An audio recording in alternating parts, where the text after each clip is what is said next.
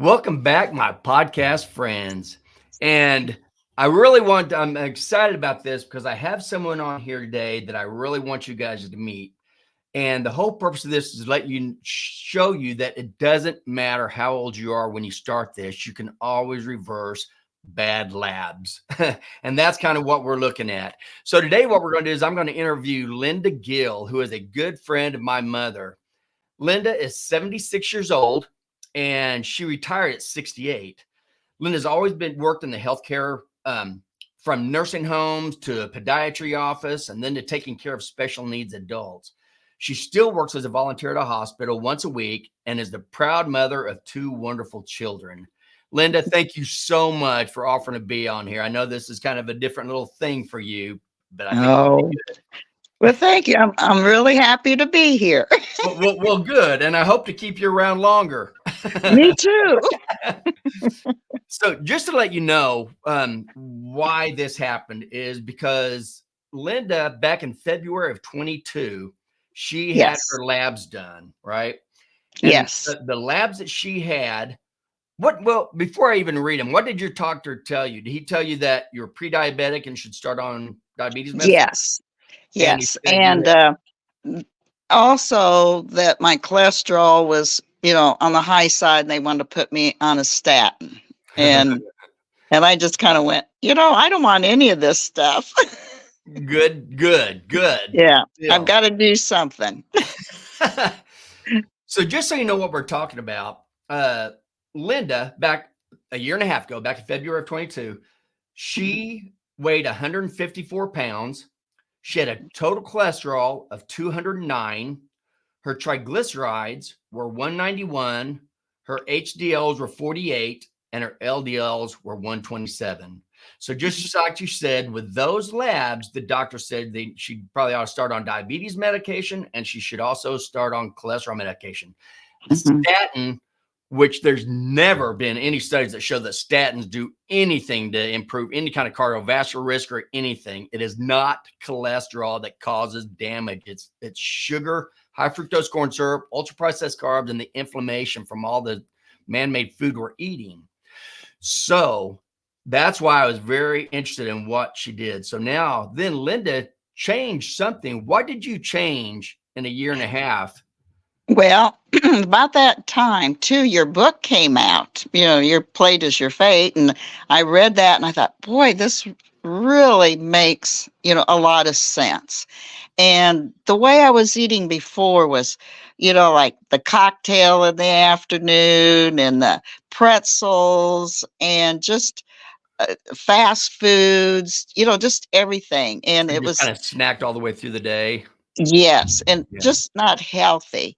So, I read your book and made a lot of sense when you said, if God didn't make it, don't eat it. And I started reading the labels and it was hard at first, but I just cut a lot of that out. And I was surprised that I could do it. And, just did more, like, say, proteins and vegetables. And I was on fruits at first, not on a lot of fruits. Right. And, Which is and then fine. started, yeah, doing the fruits and it basically Mhm. basically the sugars in the process because I'm, uh, I'm a big sugar freak, really. Most people are. Most people are truly addicted to sugar, and Yes. that was by design. Ye- And I'm gonna do another podcast on this, but food companies doing exactly what they were doing. They actually hired. I'll go into that, but that was by design. They tried getting you to the exact same company that got everybody addicted to nicotine and cigarettes. Yes. Those companies came over and they bought some other companies, food companies, and they showed them exactly how you go about getting people addicted to your product. And they did it Mhm. step by step, and it worked. And now they have everybody addicted to this stuff that's killing them. But hey, Right. at least the food companies and drug companies are making lots of money. But Right. we'll talk about that in a bit. So Okay. what was the biggest thing that you changed? I Was there a think, certain protein or anything? I think it was like just getting off breads and the potatoes and just some of the stuff that I just always ate, and desserts, donuts, Oh, and like I say, the snack foods, and it all of a sudden it just started dropping, and I had the big waist, I had the um belly fat or whatever, and yep. and all of a sudden it just started to go down. Yeah. And the more it went down, the more I was trying harder and harder, to the salads, the grilled chicken, just really trying my best, Right. to to do the healthy thing, because I didn't want to go into what they were wanting me to do. Right. Right. And but basically, just read your labels and cut out the sugars and the flours, and sometimes I kind of lean to the keto, but not really. Uh-huh. Yeah, You and probably did. yeah, You yeah. probably did without realizing, because that's just cutting carbs out. Probably, Yeah. but the alcohol was a big thing Yeah. too, and then that the more alcohol you drink, then the more other stuff you want to eat with it, and Exactly.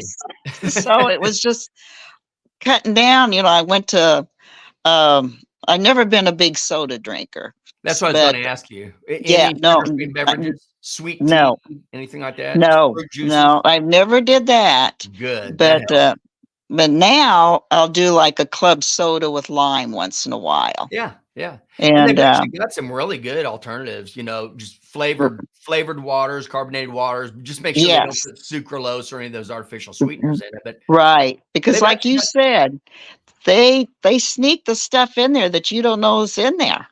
oh, I know. Isn't it crazy when you started reading the labels? Just Oh, like I these was labels. amazed. Oh, Yeah. when you guys please read your labels, and when you look at how many grams of sugar per serving, always look at your serving size, but remember, Yes. 4 grams of sugar is equal to 1 teaspoon, because all they're going to do is give it to you in grams, and so that confuses people. They don't even know what they're looking at when they see how many grams. So 4 Right. grams is 1 teaspoon, and you're going to find that they put high fructose corn syrup and sugar and vegetable and seed oils in almost every single product you buy from man-made. They put these seed oils and everything in everything. And these things are Mhm, so inflammatory to your body. They mhm. really, really are. And sugar and fructose are just horrible. Right. Well, then I noticed how my body was feeling too. Just bathroom habits got better, Hmm. and um, just let's see, what do I want to say?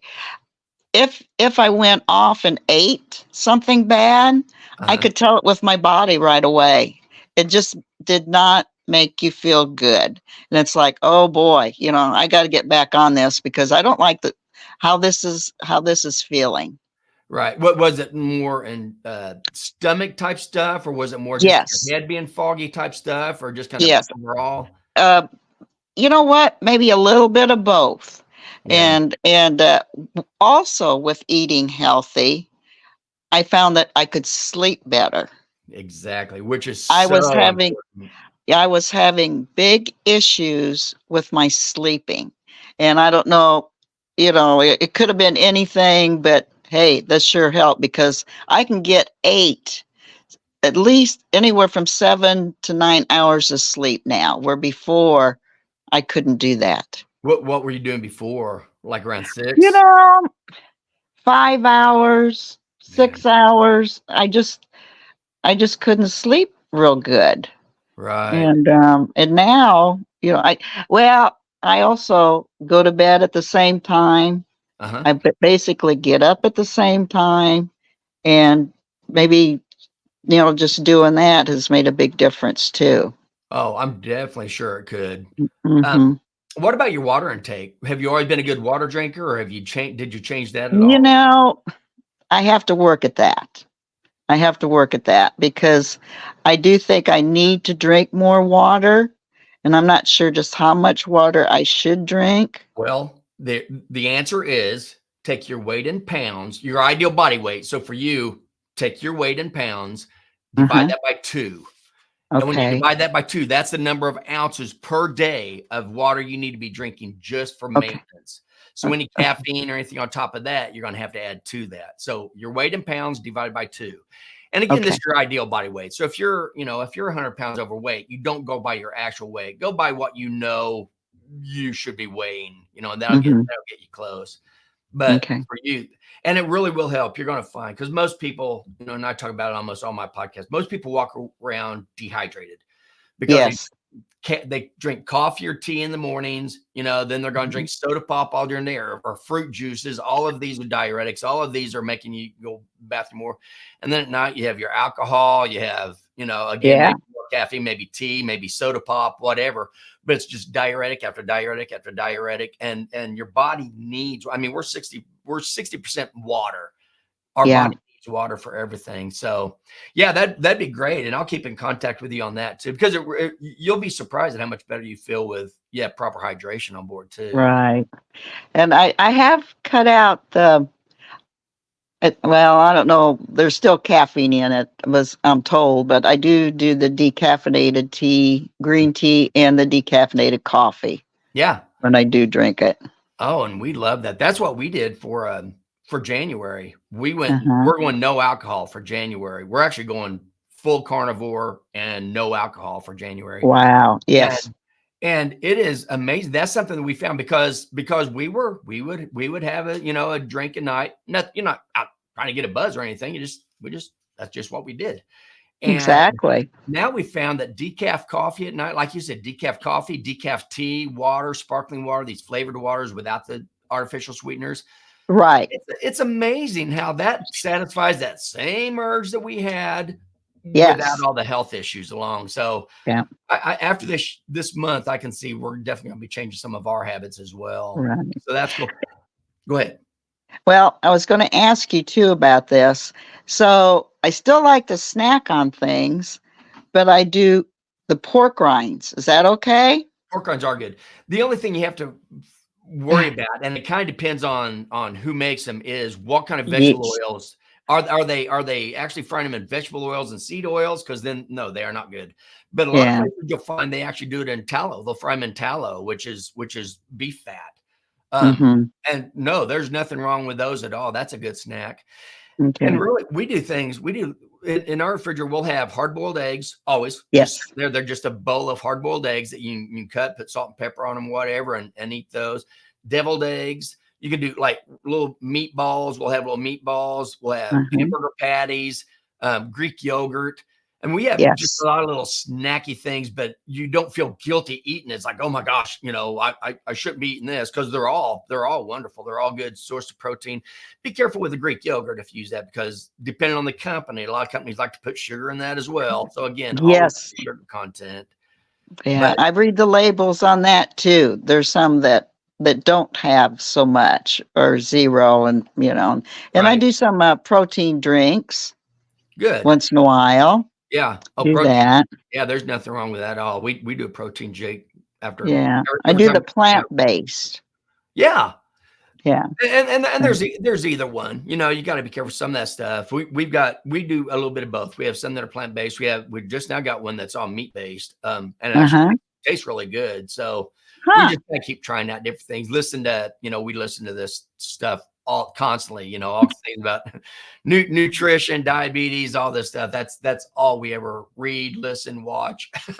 Yes. It's Yes. amazing how much information is out there, but yet it's not getting to the normal public, because No. food companies and drug companies, they run the media. Oh, yes. They're putting their stuff out there. They're advertising to kids. That's what makes Yes. me sick, is they advertise to kids, because just like I said, the same company that learned how to get people addicted to cigarettes, they're the ones who are teaching everybody how to get addicted to all this ultra processed food and all this stuff too. And Right. that is one of the things. That's one of the A's. There's 5 A's, and I'll go through a whole podcast on this. But that's one of the things, is the earlier you get them, the more addicted they become. And that's why they started doing some of those commercials with the cigarettes too, making it look like it's a cowboy smoking a cigarette, that's the way to be. But now they can do it in all these horrible, horrible cereals and oatmeals and everything they're feeding everybody. And they sat there and they put all these colorful colors on the boxes, and the little toys inside, and they have them down low on the grocery store shelves. So the kids will drive the parents crazy until they get this poison. Mhm. And it has worked. I mean, when you look at our diabetes rates, they have Ah, skyrocketed, over the last five decades, basically. yeah, It's it's horrible. terrible. Yeah. But to let you guys know what ended up happening with Linda, her weight in basically 1.5 years, she went from Yeah. February 22 to October of Mhm. 23. And in that time, she went from 154 pounds. She lost 30 pounds, got down to Mhm. 124 pounds. Her total cholesterol started off at 209, and it only got down to 203, which that is no Mhm. big deal whatsoever. Even though the doctors will tell you it is, that is I not the issue. right. What is huge is her triglycerides. And remember, Mhm. triglycerides come from eating carbohydrates. So if you have high triglycerides, you do not need a medication that has a ton of adverse effects and will make you just need more medications. All you need to do is quit eating carbohydrates, quit eating this man-made processed stuff. Her triglyceride level went from 191 all the way Mhm. down to 63. From Yep. 191 to 63 in a year and a half. Congratulations. That is fantastic. I That way, love it. now I know. Now I know you're not lying to me about you changing your nutrition, because I can tell. And her HDLs, which is what people consider your good cholesterol, which it is. It does. It Mhm. helps clean up your arteries. Her HDL, you want these as high as you can get it. And her HDL was 48 and it went up to 57. Mhm. And then her LDL was 127 and it went down to 105. But remember, the reason I'm telling you these labs is because it is not a single lab that tells any. First, LDLs don't mean anything.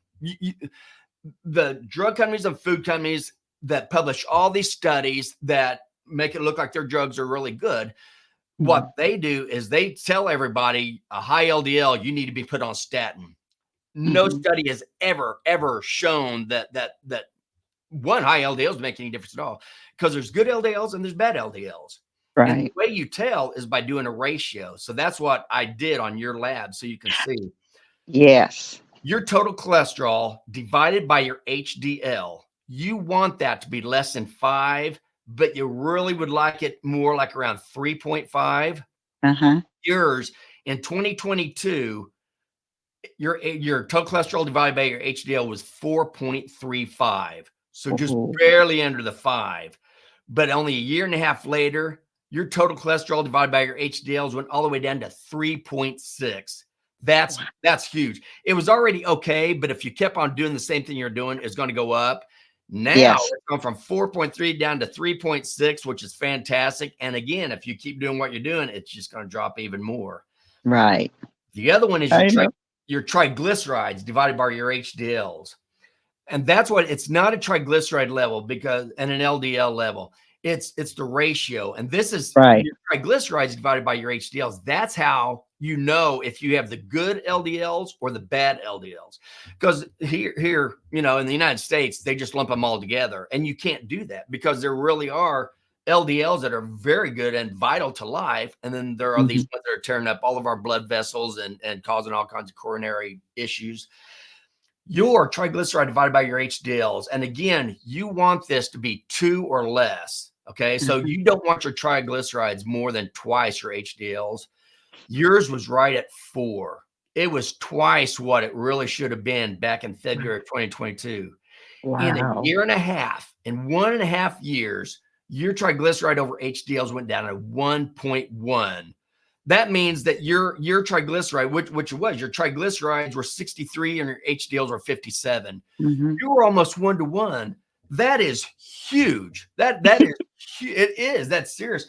You just gained yourself so much more life, which I like that's what you did too. Oh my gosh, where was it? Did I put that up? Oh, your metabolic age. Yes. They said now with your labs the way they are and your repeat, even though you are basically almost 77 years old, your Yes. metabolic age, now that they looked at it here, your Mhm. metabolic age was 61. Yes. That is, I mean, that just means that much more time you just bought yourself in. And it's not just the length of time, but it's the quality, how you feel. I'm Yeah. assuming you feel great. You Oh, feel like you have more energy. yeah. Oh, yes. And I do have this little dog that gets me out walking all the time, except for this weather now. Oh, I know. I know. It's cold right here today. It's crazy. But but yeah, I just couldn't believe it myself that in that amount of time, because I mean, I thought, wow, that happened already, because it doesn't seem like it's been that long, Right. really. And you didn't go out and start this huge workout program either, right? No, Yeah. not at all. This was all done through nutrition. Yes, But yes. No, there wasn't any no exercise thing involved in that at all.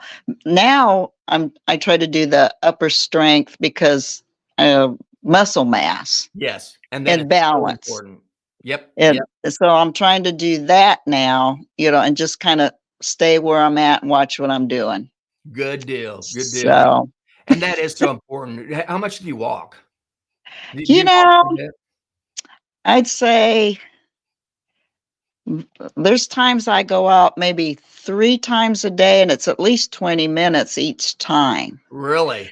And then when I volunteer at the hospital, I can even put more steps in because of what I do there. Seeing that is So, wonderful. so I would say there's some weeks or some days I could put in maybe anywhere from 5,000, and I have done up to the 10 or more. If I go on vacation with my daughter, I'm putting in 20,000 steps a day. Good deal. As you should. As you should. That's not running away from her or anything, is it? No, she leads me all over the place. That is so good. And we're not even talking about a cardiovascular exercise trying to get your heart rate up. It's just moving. Moving Yes. is so important. It really is. And I did a whole podcast on this on the lymphatic system. That's how you clear a lot of these metabolites, all these chemical processes they release stuff that your body needs to get rid of. And through your lymphatic system, that's one of the big ways that it gets rid of all these toxins. But your Mhm. lymphatic system doesn't have a heart to beat like your blood vessels do. And so the way it Mhm. moves, the way it clears it is moving. You just got to get up and move. So if you're just sitting around at a desk, laying in bed at night, getting up and sitting at a table, then you go into work and you sit in an office and you sit in a car and then come home and you sit and watch television, you're not getting any movement, and all those toxins just sit there and build up in your body, and it makes you literally physically sick. So just the Yeah, fact you're getting up and walking that's fantastic. And again, you don't have to get right, your heart rate up. I mean, if you can, you can, but if you can't, you can't. Um, right. And there's so many things on YouTube. Oh, there's this one lady, I forget her name, but it's like dancing for people over 50s or whatever, yeah. And there's days, yeah, I put her music on and dance with her, just like I said, just to keep moving. Oh, I think that's So wonderful. That's what we're trying to get mom back. Now mom's finally going back to working out because she she said that. isn't that wonderful? So Oh, and she's amazing at 88. I would never, if I'm that way at 88, I'll be very happy. I'll tell you what, she's an inspiration for all of us. I mean, it's like Yes. that is wonderful. It's like, okay, if we don't live to be that long, we've done something wrong because we know we have the genetics to do it. Yeah. um, what was there anything? What was the hardest thing that you felt like you needed to change? Was there anything that was hard for you to do? Um, on some of the, oh, I'm a big Chinese food lover, but I kind of cut that back. But oh, we do like to go to buffets once in a while. And you can eat healthy if you Mhm. just watch what you do. Yeah. So, I love breads. I love the big rolls and stuff like that. And I would, pass a lot of that up, just try to do the big salad and then do the vegetables and, some of the meat that they had. And scrambled eggs. I'd even put scrambled Oh eggs yeah. with it. Oh, And eggs are a superfood. Eggs are yes, wonderful. That's right up there with breast milk. It's just so yeah, nutritious. yeah. I think it was just a combination of things that I just cut out, Yeah, and people are saying, "Well, you sure eat different. You're eating weird. I can't I eat like agree. you." And that's what's so crazy. You're telling people this, and it's the same way everybody ate back before the 1960s. You're not, Yeah. we weren't snacking all the time, all through the day and all that stuff. We did have Yeah. good meat. And back then we did have, potatoes and stuff like that too, but it was only for a Hmm. meal. It was one meal out of the day. It wasn't all day long snacking with just chemicals, chemicals, chemicals. At least it was Exactly. real food. And it's the Yeah. chemicals that are really killing us. But also Yeah. they told everybody that fat's what makes you fat.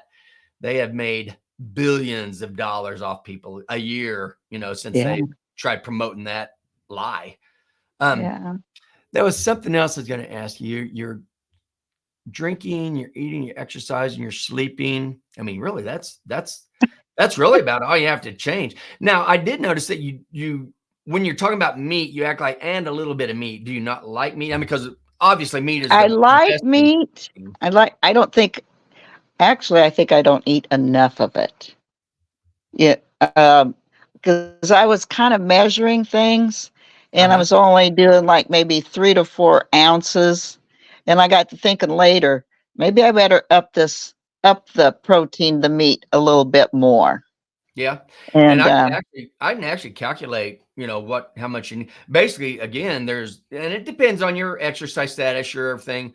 But mhm, in general, if you eat around 0.8 to 1.2 for you, 0.8 or 1, around in there, is really a good. And the older you get, you need more protein too, because your body's constantly breaking down a lot. So you need more yeah, protein as well as resistance training, like you said, doing some kind of lifting of anything heavy, just lift heavy stuff. But if you go right. around a pound or a gram of protein per your weight, so you're right at I forgot your weight's 124. So around Mhm, 120 grams of protein, thereabouts around 100 grams of protein would probably be good for you. And we can talk more about it afterwards. We can actually look at it better. But I actually made a little chart that just shows the different types of meat, yogurt, eggs, different things, and how many mhm, ounces you have and exactly how many grams you're getting. So it's really easy for Teresa and I to sit there and keep track of how much protein we eat every day. And you don't have to do right. that very, very often because we all tend to eat about the same, not like I eat the same thing as you do, but I eat Mhm, about the exact same thing. Within a 2-week period, I've eaten about everything I'll eat. Most yeah, people are that way, just kind of get in the habits of the foods that you eat. So once you find right. out how much food you eat and how much protein is that, then it'll be easy for us to calculate just about how much, because it really is. And again, with the elderly, resistance training, and I don't mean lifting heavy weights, where you're No, not doing a full blown no, workout, just lift weights. And like you said, balance is huge in the elderly also, because that's usually yeah, what happens is people, they don't have lower body strength, they don't have flexibility, and they don't have balance. And so you're walking along, you trip, you got to catch yourself. You don't have the strength. One, you have the balance, you'll fall off more, and then you end up falling down, breaking a bone, breaking a hip, going to the hospital. And a lot of times that is the demise of a lot of elderly. They fall down, yeah, break a bone, then they go in the hospital and they never leave. that's right. So I balance. see I see a lot of that at the hospital too, and I know some of these people are younger than I am, and it's just a sad deal. Isn't it crazy? Have you seen like a lot of people about 20, 30 years younger than you that look like they're definitely older than you? Yes, It's yes. so sad what's happened. I mean, now that I'm out of the hospital, I mean, I don't see it as much as I did, but in the hospital, Mhm. you're watching obese people come in all the time. You're watching elderly people Yes. come in with these falls. That's one thing that we'd heard, and we're doing it now too, is and I did a podcast on it, but things like when you stand in the bathroom Mhm. and you brush your teeth, Uh-huh. try standing on one foot. You've always got Yeah. the counter. You can always sit there and hold yourself, just and just if you do that every single morning, just little tiny bits every single morning, just like Yes. you do with your nutrition and your labs, you're going to find that all of a sudden you are getting strength and your balance is getting a little bit better. And it's one of Mhm. these things called stacking. You don't add more things to your day to take up more time. Just stack things while you're doing one thing, do another. So Yeah. you're always going to brush your teeth. Just stand on That's one foot, right. during half of it, and then the other half during the other half, or whatever. Don't be dangerous. Don't sit there and then fall. That defeats the purpose. But you can always balance yourself with a cabinet or whatever. Yeah. What I go ahead. I was gonna ask you too, for the meats, is it better with chicken or your red meats. Like I know you do the grass-fed beef. Right. And red meat, the reason red meat is better, chicken's perfectly fine. Nothing wrong with either one of them. You stick with God Mhm. made food, you're good. The difference is you don't just want protein, you really want a lot of fat. You want to eat the fat because the fat has a lot of the micronutrients is the fat has all your vitamins and your minerals in it. And Uh-huh. the fat also, your body, every single cell in your body has a cell membrane that's made up of fat. So you Okay. eating that fat, that goes to healing, and your body's always tearing down and healing up again. So you need that fat for that. You need fat Okay. and cholesterol for your hormones, estrogen, testosterone, vitamin D. You need fat for all that too. So when you eat something like Okay. chicken, there's not as much fat. You're getting the protein, but you're not getting the good healthy fat as well. And Yeah. the healthy fat is what's going to keep you satisfied. The protein and the fat together help keep you satisfied longer, so you don't have those munchies like you do when you eat carbohydrates. Right. Carbohydrates, they're made to make you hungry. That's why the food companies make them the way they do, with just Right. the right amount of sugar, just the right amount of vegetable and seed oils to make them taste, give that Yeah. taste amount so you want to eat it all the time. That's Yeah, I by believe it. that is definitely by design. So if you Mm-hmm. stay away from that and you stick to just meat and fat, you will Mm-hmm. stay. And there's other reasons why it works too, but it keeps you Right. satisfied for a lot longer time, so you don't feel like snacking and everything. So that's the main difference. Eggs are good with fat. Some of these fats like extra virgin olive oil, coconut oil, avocado oil. Those are Yes. three good oil. Butter, real ghee, things like that. Those are the good fats that you want, which is so Okay. crazy. And the food manufacturers, they're trying to put all this stuff out there saying red meat causes diabetes, red meat. It makes zero sense. There's nothing behind it except for the fact that they want more money. Um, Yeah. so be careful where you get your information and think who's making a lot of money by telling me this. But Uh-huh. but that's the deal. Protein. Your white meat, fish are good for the fatty fish, fatty red Mm-hmm. meats. Those are all good. Chicken is Mm-hmm. perfectly fine. Pork is perfectly fine. Just Mm-hmm. just again, it's protein. Okay. It's not the fat, and you kind of need both protein and fat, Okay. for a good I healthy body. like the tuna steaks. Yeah, yeah. There's nothing wrong with that at all. Depending on what Yeah. what else you put in it. What do Yeah. you put in tuna steak? I just fry it a little bit in a pan with a little bit of bacon grease. Oh yeah, bacon grease is great. It didn't have to be a lot of. It can be a lot of bacon grease. Bacon's Yeah. wonderful. And just put my tuna fillet in there, and it's good. Good. Yeah, don't stop. Whatever you're doing, keep it going because you are definitely heading the right direction. Oh, And well, I that's the hope other so. thing I want people to know. It's like it's not going to happen immediately, but it does happen very, very quickly. Kind of depending on how bad your habits were before. Like you said, you didn't have a sugar sweetened beverage habit, right? You No, didn't drink a lot. See, and that's good. no. That's Yeah, the even hardest. as a kid, even as when I was little, I really didn't like Yeah, pop or soda. I don't know why. I mean, I would do it once in a while, and then if I did, I'd do the diet, and that's just as bad. yeah, yeah. Not So, as bad. It's still bad because it still has yeah, the taste of sweet. It still gets your insulin levels up, and it still makes you yeah, hungry for more stuff. But right. we didn't drink a lot of soda pop growing up, but we did drink sweet tea, and we put a ton of sugar. In fact, a good friend of mine, every time he came over the house, he said, "Hey, you got any of that sugar water?" And that's exactly what it was. And so we just started calling it sugar water because very Well, my little mom used caffeine. to do the Kool-Aids all the time when we Oh, were yeah, kids, and that yeah. talk about sugar there. Oh, I know. It's really, really crazy. And we didn't know anything back then what we did now because now we have all these years of showing once our guidelines changed how Hmm. horrible it's been on everybody. So, Yeah. but is there anything else like if there's anybody out there around your age, is there any piece of advice you'd like to give them or you know? Just it's never too late. It's never, because I thought too I think too when I retired at 68, I just kind of let things go. I mean, I did more of the bad stuff. When I was busy working, and I had to cook healthy for, the special needs, and I was just kind of like their house mother. But then I would also take them to the doctor's office, and they were putting them on medication after medication also, and I saw Oh, kind of what was happening. But finally, it just hit me when I looked at that 154 my labs, and I thought, I've got to do something, because I'll be right in that category. oh, I know. I know. So and it can be done. It's not easy. I'm You so have glad. to have some good willpower, I guess. I don't know. Or something. Or Now, some- now you said that this isn't a shameless plug or anything. I'm just curious. Uh-huh. You said you read my book.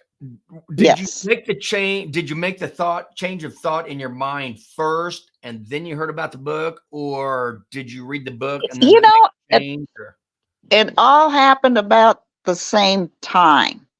Because about this time you were trying to, get the title, what the cover was going to look like.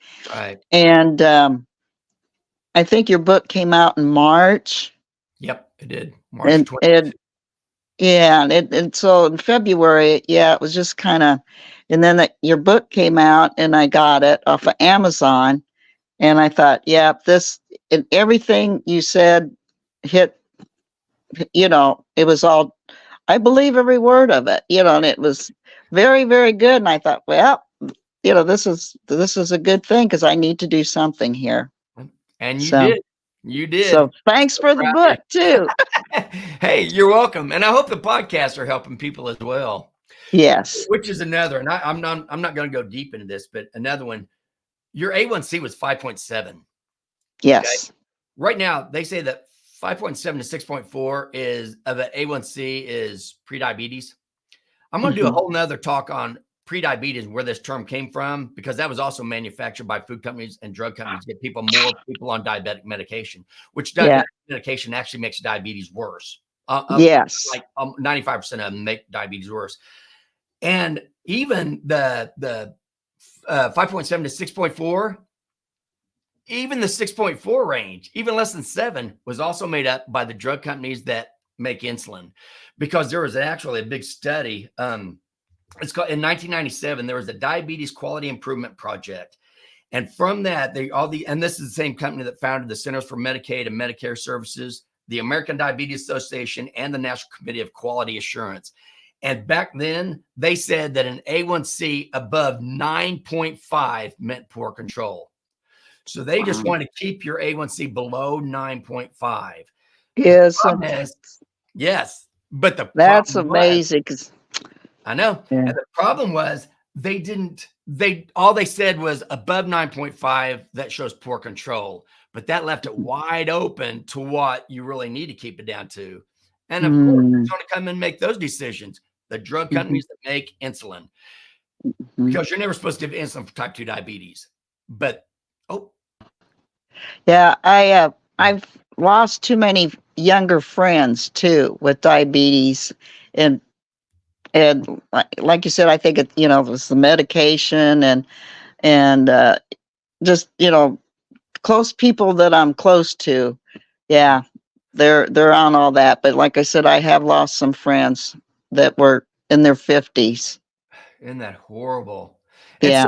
so do you remember like what, because diabetes, you don't die of diabetes, you die of all the organ failure that comes along with it. How did, because you have people die of renal disease, they go on dialysis, you have people die of Yes. fatty liver disease, of cardiovascular disease. All Yes. those are caused by the same thing. Right. What were your friends? Do you know what they died of? Um. One was the kidney. She was on dialysis. Yeah, Hers was the kidney. Um, that was my uncle. yeah. The other one, she ended up in a nursing home, Mm, and I think they overdosed her with her insulin. I yep, think. I that mean, happened. that was the That story. happened a Yeah, lot. she was having a lot of diabetic issues. And probably should have been on insulin in the The first place. Yeah, the other one was heart, Mm. and one was cancer. Oh, And like I said, we were my age or a lot younger. And my best friend died at 48, but all she did was drink soda, ate all the wrong stuff, and she heavy smoker, and she had terrible genes in her family.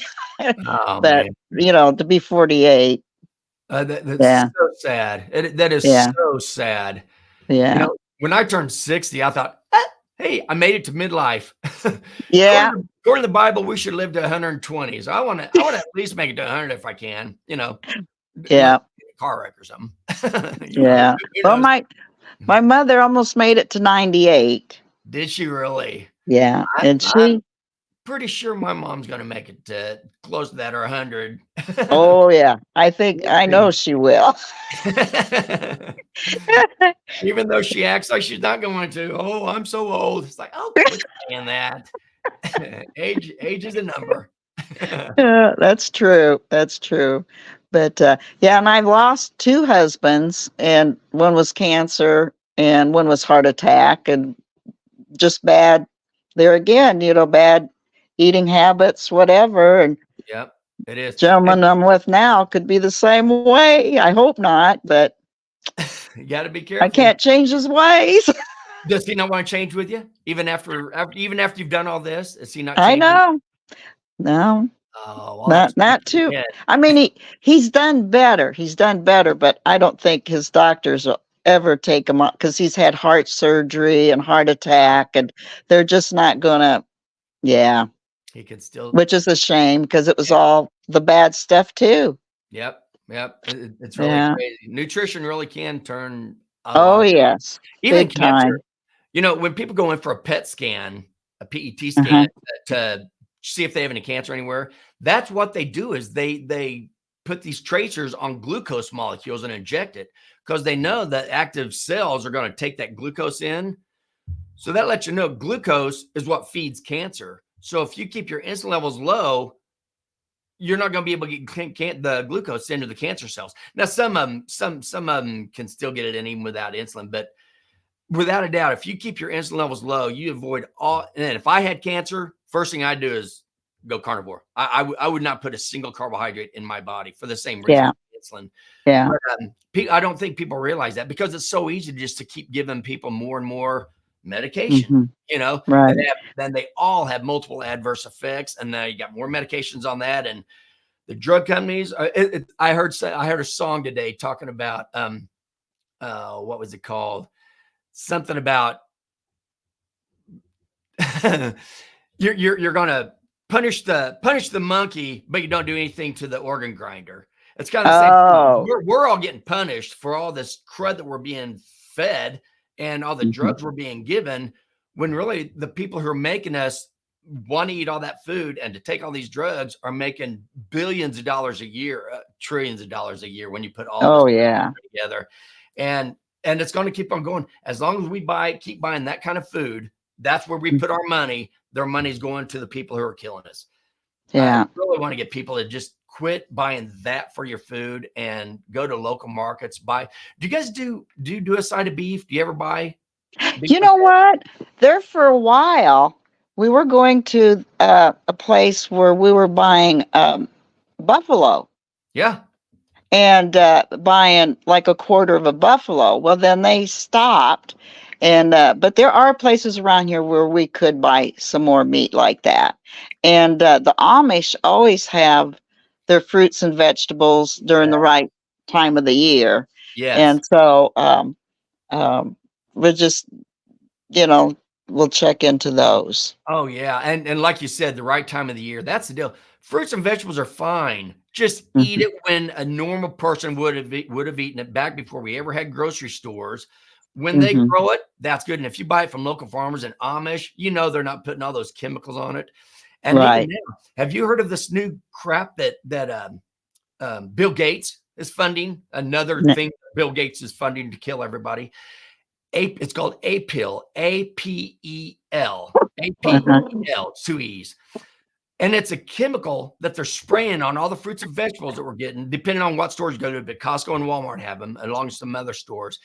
And Uh-huh. it's a coating that covers these fruits and vegetables, and it's supposed to keep it ripe for longer. and they're going around, they're telling, if you look at their website, it says that, this is all natural. It's made with vegetable products and yada, yada, yada. And it's all bullcrap. It is full of chemicals. You can't wash it off. It can absorb inside the fruits and vegetables. So if you're buying fruits and vegetables from the grocery store, and they don't even have to tell you that they're spraying this appeal on there. Some fruits and vegetables have a little sticker that says appeal.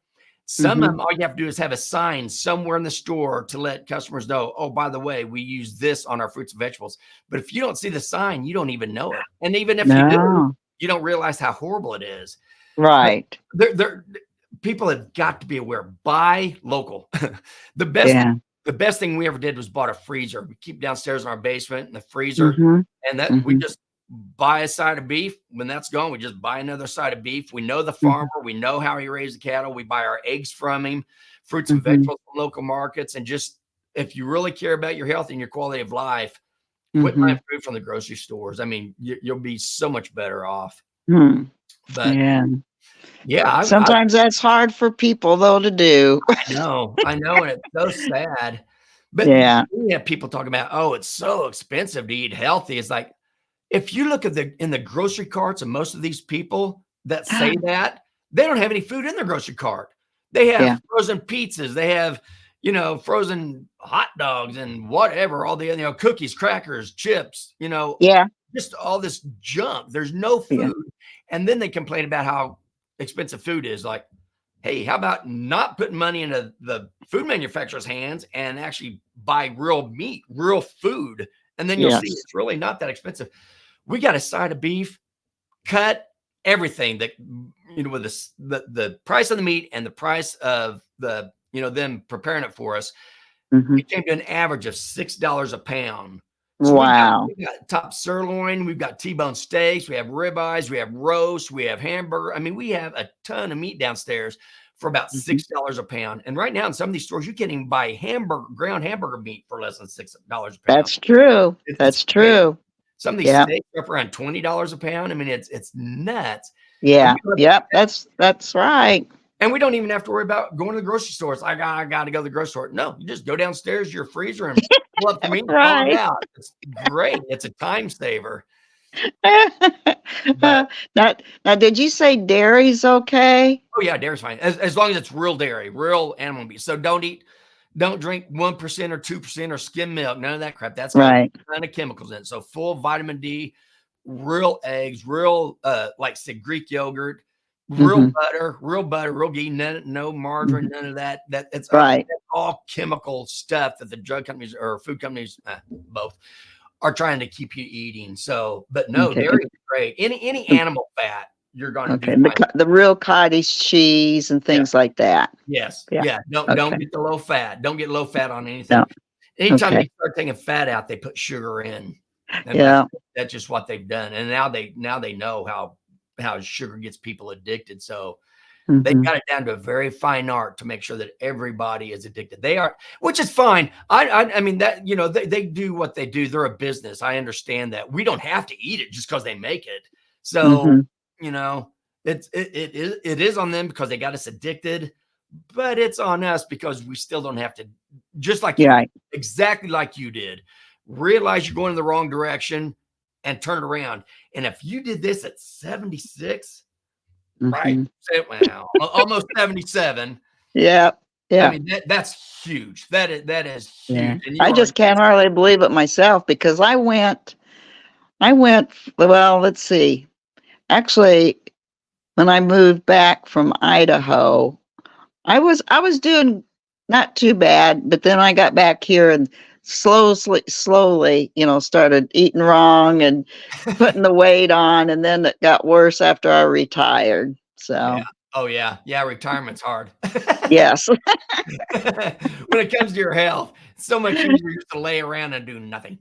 Yeah, that's why I said I got to volunteer. I got to get out of this house. I got to do something. Yep. Good. I'm so proud of you. These results are fantastic, and I really thank you. Inspiration for others. Well, I do hope I can help some other people. Where they're saying, "Oh, it's too late." No, it really isn't. I mean, it's going to be hard. It's probably harder to get through to their doctors than anybody else.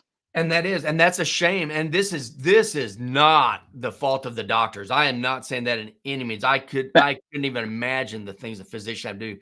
But what they do, and this is, I'm going to do a whole talk on this one book where I got that last information about the A1Cs. There's a whole book. It's called Sickening, but and that's written by a physician who has gone deep into this, gone to court cases and everything over this stuff. But oh shoot, I lost what we were talking about. What'd you just say? Oh, the doctors, they don't know. Yes. Because come to find out, the drug companies will do a study that they're funding, and then they manipulate all the numbers to make it look like their drugs are good. And then they write a report, a paper, and then they subject that for peer reviews, and they pay the peer reviewers a lot of money to review this paper about theirs, which they don't have access to all the raw data that was made to make the paper. They just have the paper. So then they go and they tell all these drug reps, to go out and tell all these physicians, this is my paper. Look at this. Physician can read the paper. He can do all the studies he wants to on it, but he doesn't even know if he's got the actual data that the drug company did, because they manipulate all this stuff. So the physicians are trying to stay up on this stuff as much as they can, but they really don't have a lot of time to keep up with this stuff. Right. Like I said, I was a doctor of pharmacy for over 30 years, and I didn't know anything about all this nutrition information until I was asked to give a talk on childhood obesity to the pediatric seminar. Right. And that's when I started. And that was only like 3 years ago. And once I realized what was going on, that was it. It's like, I can't continue working in this hospital knowing that this is what's happening. And I wanted to spread the word. So that's why I wrote the book. That's why I started the podcast. That's why I'm going around giving talks. That's why we're trying to start a program to help people like you actually do this if they're having any issues, trying to get the word out to people. I think that's wonderful. Thank you. Yeah. And like you said, if you go into your physician and they want to put you on diabetic medicine or cholesterol medicine or anything like that, please, people, tell them, let's not do it now, and give me 6 months to a year and see if I can change my nutrition and get these labs down better. Even though I already talked about how the labs are kind of, screwy anyway. But get these levels down, and that's how you're going to educate your physician, because you're going to come back in. Did your physician say anything? Did he say, "Whoa, how did you accomplish this?" Did he say anything at all? Well, the thing is, I haven't really been back to her yet. I'm due. I think it's this summer or this spring, and as far as she knows, she sent the script to my VA where I get my medication, but I never took it. Was that for cholesterol or diabetes or what? That was the cholesterol. Good. Yeah. Were they wanting to start you on diabetic medication also? Well, they talked about because they kept saying this pre-diabetic, pre-diabetes, and I just thought, no, I've heard too much of that, and I said, no, I don't want it. And so she didn't really, but she said, they said, well, you are due for A1C here pretty soon, which when I go in, I will probably have this A1C done, and we'll see what that is. And hopefully, it's going to be good, but I bet if it wasn't, then they would push it on me again. There's no doubt in my mind it's going to be great. Your initial was only 5.7, so that's already good. Now, again, according to the drug companies and the the food manufacturers who came up and said that there's this pre-diabetes thing, which was another way to sell diabetic medication, but yours is already 5.7. So again, if you look at the actual study that looked at all the studies that said that it should be less than 9, you're clear, no matter what your next A1C. And there's no way your A1C is going to be increased when you decrease your carbohydrates like you did. And I know you decrease them because that's what makes your triglycerides. And going from 191 to 63 is huge. And increasing your HDLs, which also because of your nutrition and also walking, resistance training, that's kind of stuff to get your HDLs up, which is your good cholesterol. So Right. that is protective. So I'm so proud of what you did. I think you're going Uh, to be an inspiration for others. well, I hope so, and thank you. Is there anything else you'd like to tell anybody or any? Uh, Not really. Like I said, it's hard, and you might go off the wagon a few times, Yep. which once in a while I still do, but then I think, okay, I've got to get back on it again, Right. Right. and because you're always going to have family get-togethers. You're always going to have, be in situations where you can't, Right. but then you can turn around and be okay again. Oh yeah. And that's what we do. We never try to eat great at celebrations. A Right. celebration is a celebration. That's a time to get together with family, friends, have fun. Yeah. They're trying to make people, look at you different or anything like that. Eat and enjoy it, celebrate. But that's what you find out, like I said, but you'll know the next day. It's like, I don't usually eat like this and I feel like crud. And that's the same thing. Exactly. And when you lose weight, when you lost a lot of weight, like you did with just nutrition, and all of a sudden your weight starts going Mhm. back up, it's not like you were before when it's like, I wonder why my weight's going up. I guess that's just what happens when you get older. You get more obese and on more medications. It's like that is not Yeah. true. That's No. what they want you to do. But once you've lost the weight and now you start gaining it, now you know it's your fault. It's like, okay, I am doing something I should not be doing, and my body caught me. So I Yeah. better change my ways and get it back down again. So you'll Right. never be the same once you start losing the weight and getting healthy again. Yeah. That's It'll be that's easier. true. And I would get on the scale a lot. I have to admit, I'm one of those that always jumped on the scale. Yep. Nothing wrong with that. And Whatever it you're always just, and I couldn't believe it, that it was dropping and that it was staying. Yep. And I thought, wow, this is great. And I could even go and have a big Thanksgiving dinner and I'd still be okay. Yep. I know. That's what if you've got your body where the mechanisms are really good and your body's feeding itself using fat for its energy source instead of carbohydrates like it's supposed to be, that's called metabolic flexibility. You can do that. You can have a bad day or something of eating, but you'll be able to kick that fat burning system right back on again, which is exactly what Yeah. you're doing. I tried to help one of my sister-in-laws and she took your book home and she read it. And very soon she just said, Linda, I'm sorry I can't do it. She says, I'm just too addicted to sugar. And she's all sorts of little issues, but she couldn't do it. But you Yeah. gotta you gotta get that in your mind. Yeah, it really depends. I mean, I think these people really don't realize how fantastic it is to feel good. They're walking around dehydrated, they're walking around obese, they're walking around with all this stuff, getting ready to damage all their organs and everything because they eat stuff, keep eating this. They don't know what it's like to feel great. I mean, like us. I mean, 61. I've got all kinds of energy. I've got more energy now than I did 30 years ago, easily. Oh yeah.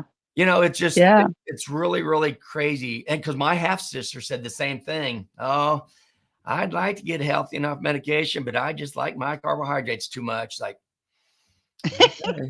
I sure don't like anything enough to put me in the hospital and kill me. I know.